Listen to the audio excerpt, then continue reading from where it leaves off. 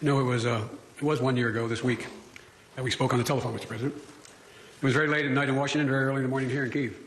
Russian planes were in the air and tanks were rolling across your border.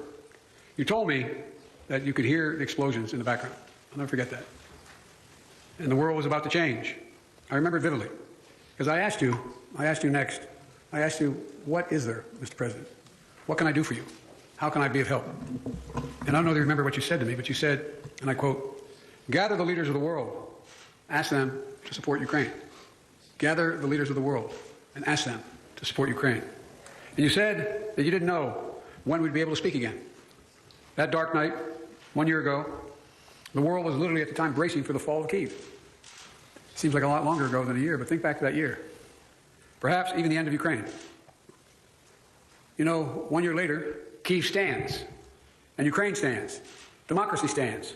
The American stands with you, and the world stands with you. Kyiv has captured a part of my heart, I must say. I've come here 6 times as vice president, once as president, and in 2009 as vice president when I first came here. Then back in 2014, I came 3 times in the aftermath of the Revolution of Dignity. And I again came in 2015 to address the Rada about the work of building a strong democracy. And I came in 2017, just before I left office as vice president. I knew I'd be back, but I wanted to be sure. Even though the election were over, Barack and I were out of office, I decided to make one more trip before the next president was sworn in to Kyiv. So President Zelensky, you deeply honor me here in Kyiv with you today, to meet with your military, your intelligence folks, your diplomatic teams, community leaders who have stepped up and helped their country in their hour of need. It's astounding who stood up. Everybody. Women, young children, trying to do something, just trying to do something. Pulling people out of apartments are being shelled and literally I think it's war crimes. It's astounding. And the whole world sees it and looks at it. This is the largest land war in Europe in 3/4 of a century. And you're succeeding against all and every expectation except your own. We have every confidence that you're going to continue to prevail.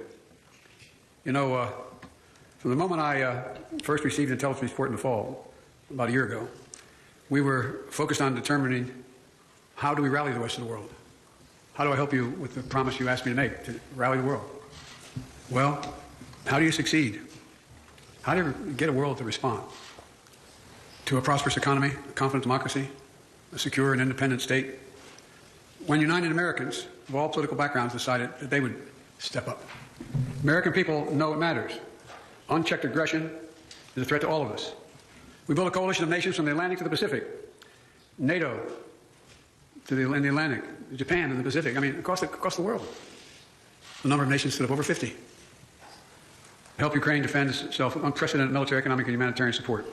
We united the leading economies of the world to impose unprecedented costs that are squeezing Russia's economic lifelines.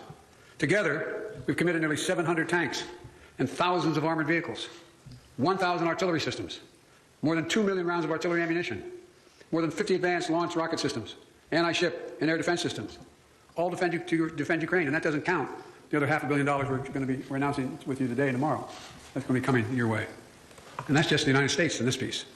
And just today, that announcement includes artillery ammunition for HIMARS and howitzers, more javelins, anti-armor systems, air surveillance radars to help protect Ukrainian people from aerial bombardments. Later this week, we will announce additional sanctions against elites and companies that are trying to evade sanctions and backfill Russia's war machine. And thanks to bipartisan support in Congress, this week we're delivering billions in direct budgetary support, which the government can put to use immediately and help provide for basic services of citizens.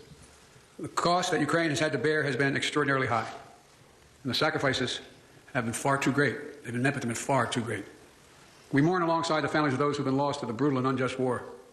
We know that there'll be very difficult days and weeks and years ahead. But Russia's aim was to wipe Ukraine off the map. Putin's war of conquest is failing. Russia's military has lost half its territory it once occupied. Young, talented Russians are fleeing by the tens of thousands, not wanting to come back to Russia. Not just fleeing from the military, fleeing from Russia itself, because they see no future in their country. Russia's economy is now a backwater, isolated and struggling. Putin thought Ukraine was weak and the West was divided. As you know, Mr. President, I said to you at the beginning, he's counting on us not sticking together. He was counting on the inability to keep NATO united. He was counting on us not to be able to bring in others on the side of Ukraine. He thought he could outlast us. I don't think he's thinking that right now. God knows what he's thinking, but I don't think he's thinking that. But he's just been plain wrong. Plain wrong. And 1 year later, the evidence is right here in this room. We stand here together. Mr. President, I'm delighted to be able to repay your visit to our country. In Washington, not long ago you told the Congress, quote, "We have no fear, nor should anyone in the world have it," end of quote. You and all Ukrainians, Mr. President, remind the world every single day what the meaning of the word courage is. From all sectors of your economy, all walks of all life. It's astounding. Astounding. Remind us that freedom is priceless. It's worth fighting for as long as it takes, and that's how long we're